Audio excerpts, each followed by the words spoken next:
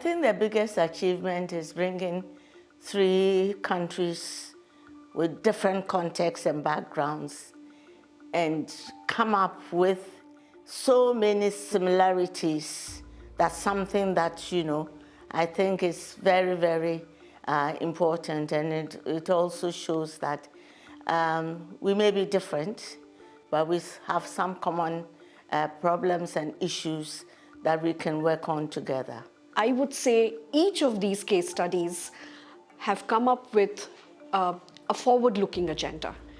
We know that right now, as we celebrate the 30 years of Beijing Platform for Action, we are all discussing forward-looking agendas and how do we respond to the various goals of sustainable development. We are lagging behind when it comes to gender equality. Each of the country case studies in that way have come up with very actionable recommendation. And I think that would be one of the biggest achievements of this joint project. It was absolutely appreciated to be a part of this project because we really had many warm and memorable events, feelings, connection with other researchers, other great women around the world, and it also absolutely exciting achievement of this project.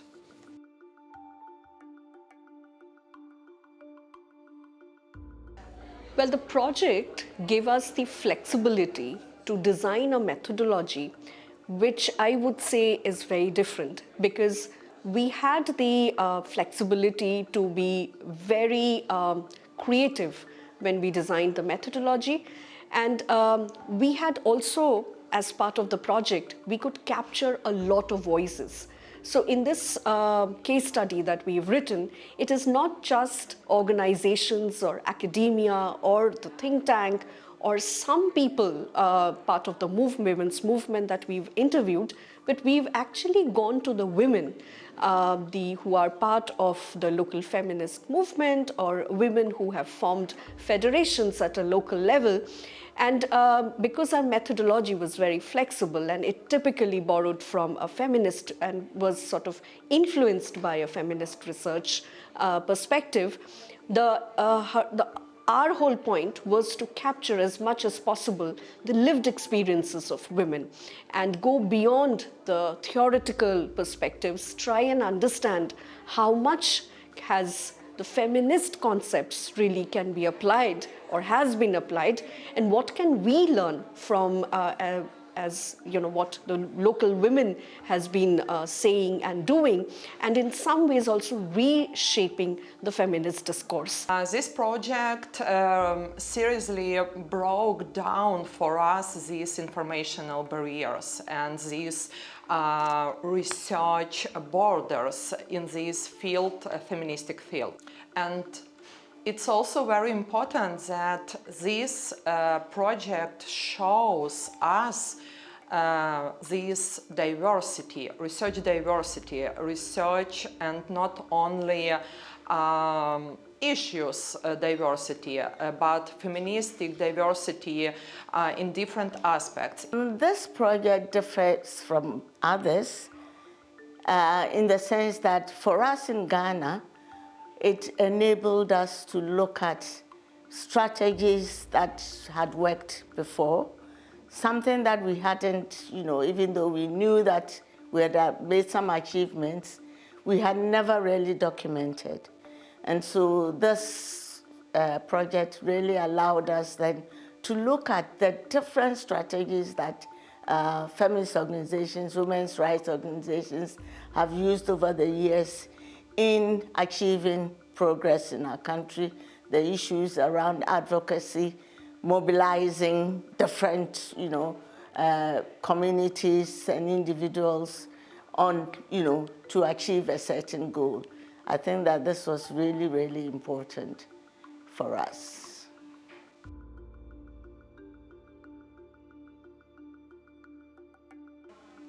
I am not sure that we would do anything differently. if we were going to do anything differently at all, it would be probably to bring in more younger women within the organizations, but also bring on board some men allies, because there are men who believe in gender equality. And I think it may be one area that we have to look at, bring on board a lot more men allies so that, they see gender equality work as not only a woman's work, but also work that benefits both men and women and society generally. This is what we would probably do again. So I think in my future projects on gender or feminism, I would devote a lot of time on gathering more and more such powerful narratives, because these narratives have definitely the power to create levers of transformation, and they have to be amplified, and they should be also amplified beyond the national borders, so that other countries which have similar cultures, geographies, and socioeconomic structures can perhaps also take a look into these models of transformation which come from the women's lived realities, and they can actually be examples which can be taken up by other countries and adapted to their own context. It's a very right path for researchers to think about next projects. And I mean that in next project, for instance, I would like to hear man voices, because we really tried to involve more man voices in our project, but we had only one focus group with them, and it's not enough to present their voices in this field of feministic issues. So I strongly agreed with other feminists that man voices also very, very important for it. We understand that we have really diverse in different countries, social, cultural, social, different, very, very different situation, but methodologically it's still strong way to compare different results. So I would like to see a project about feministic perspectives, actions, but with the same methodology, like the same questionnaires, all some the same design of research and so on.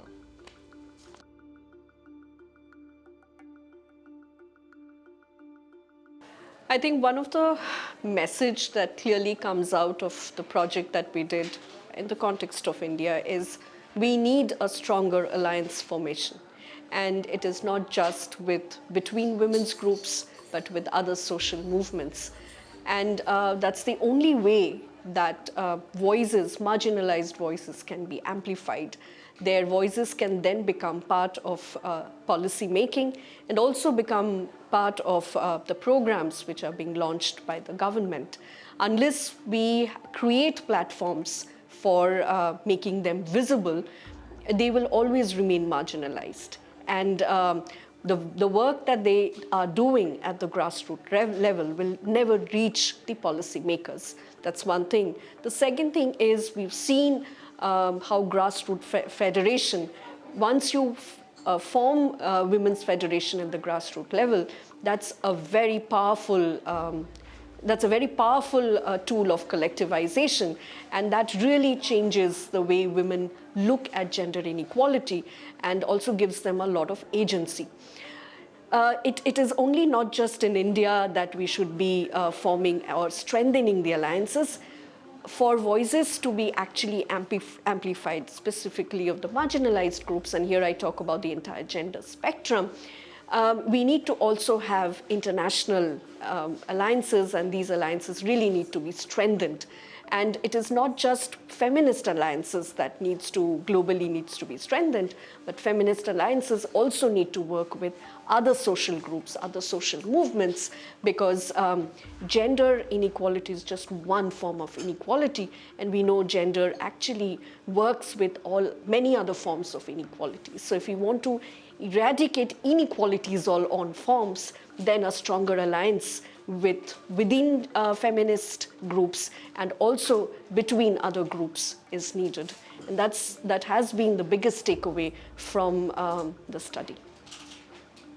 If people think carefully and look at how much impact the work of women's rights organizations have achieved, at least in my country, they would think that, in spite of all of that, they would continue supporting. And especially if we recognize that in my country, women represent over 50% of the population. And if we don't bring women's issues into our development processes, as a country, we will not improve. We will be static. We will not improve because you can't achieve total development with only less than half your population. And so I think that the results show quite clearly that looking at women's rights issues and working, supporting women's rights organizations is the way to go.